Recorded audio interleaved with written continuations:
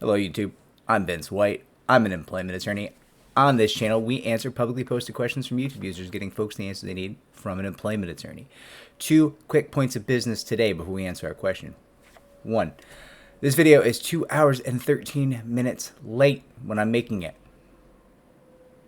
Probably even a little bit later when I post it.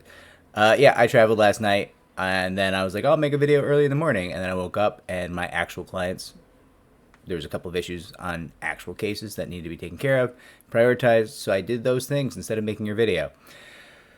Will the YouTube algorithm ever forgive me? No. Will you ever forgive me? Only time can say, right? Point 2, I see people have been getting into it in the comments. I appreciate... I don't really appreciate it. Here's where I'm at on this. It's nice that you want to say nice things about me, and it's nice that you want to tell me when somebody says something mean about me on the internet, I guess. But I don't need that. I don't really want to be associated with that. So the gig is, like, my gig on this channel and kind of in life is that people won't say mean things about me. That's, in part, the job, right? That is inherent in being someone's monster for hire, which is what an attorney in this field kind of is, right? People are going to say a variety of things about me. Most of them will be negative.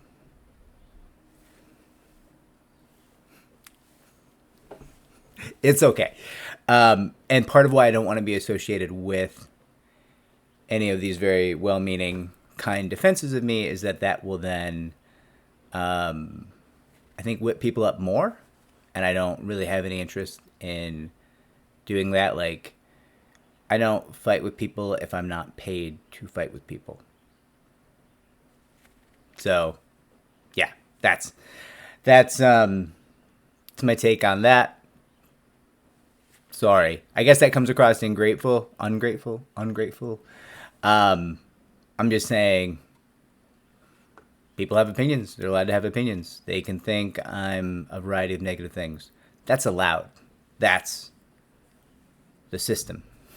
And I'm okay with participating in that system and being derided. I think my track record carries the day, so I'm not too worried about the whole thing. So I don't want to be ungrateful, but, thank you. But, like, also I don't want to be involved in any way in, like, mean words in the comment section. Okay? Now, we have a kind of an informal question today. Somebody asked me, hey, can manspreading be a workplace gender discrimination claim? And immediately we're going to trigger, like, we're immediately going to get a bunch of angry dudes from the internet being like, manspreading not it's not a thing, right? Like, okay, so listen.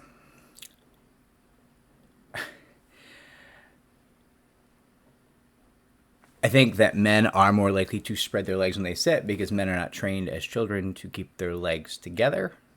Like, that's just a reality. And I think men are often likely to take up more space in the world, in part because they're larger, but also other reasons.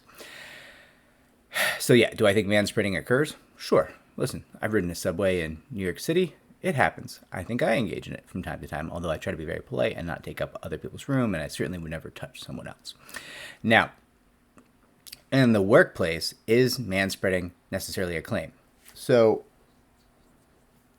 probably not, because it's going to be hard for manspreading to create a negative workplace consequence for someone, right? However, I can see situations in which it would be. Situation number 1. Somebody complains about manspreading as a gender complaint and then receives retaliation. That is a retaliation claim. That has probably happened in the world, right? That has probably occurred in the world at large, where somebody said, hey, Steve in accounting is a big manspreader. He does it in meetings, and I don't like it. And then, HR has gone to Steve, and Steve has been like, I don't think I do that, but I will destroy the person who complained about me. And that is a retaliation claim, right? And the validity of the original claim, so long as it was made in good faith, is not really that important, so long as it's a good faith complaint, right? So the retaliation claim can live on its own.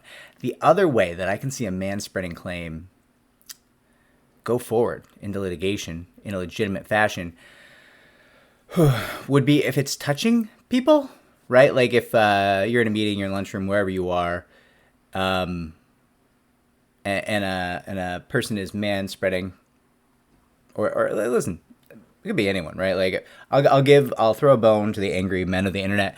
Like if someone's spreading their legs and touching people, I could see that as inappropriate in the office, irrespective of gender. It's called manspreading because I think men are more likely to do it, but yeah, could be anyone. To at the point, I'm sure someone is furiously typing on the internet right now. Yes, humans who touch other humans, that could be viewed as inappropriate in the workplace, and spreading your legs, no matter what your gender is, could touch other humans. And if you're spreading your legs and you're touching other humans, and the other humans are like, "Hey, stop touching me in the workplace," and then your response is, "Nah, not going to do that." Well, that's now a non-consensual touching issue, and that I would view as a legitimate and viable claim, certainly. So now I've made everyone imaginable angry. I'm going to sign off. So, like, is manspreading a claim? It could be. Often not. It could be a microaggression, right? If it's part of a larger pattern of behaviors, right? Like, listen, if there's somebody who's very disrespectful to female coworkers and generally has issues with gender discrimination and, stuff like that, or like has issues with touching people, like the kind of guys who are like, "Oh, I'll just give you a little massage in the lunchroom." What? Don't touch people. Don't touch people. "Oh, she likes it." She doesn't. And even if she does, unless she put in writing, like, "I would like Steve to engage in touching me in the break room," don't do it. Because even if you're somehow correct and she actually likes it, at some point she's not going to like it, or it's just going to be weird, or people are going to think things and it's going to make her uncomfortable. And then it will be the source of issues with HR. Okay? So no touchy in the workplace, and that includes manspreading. There's definitely, I feel like the comments on this are going to be ferocious. It's going to be like the time I made a video about incels in the workplace, where the comments got wild. Subscribe, comment down below. It helps me to help more people just like you. And remember, almost everybody works, but not everybody wins. Be smart out there, okay? Take care.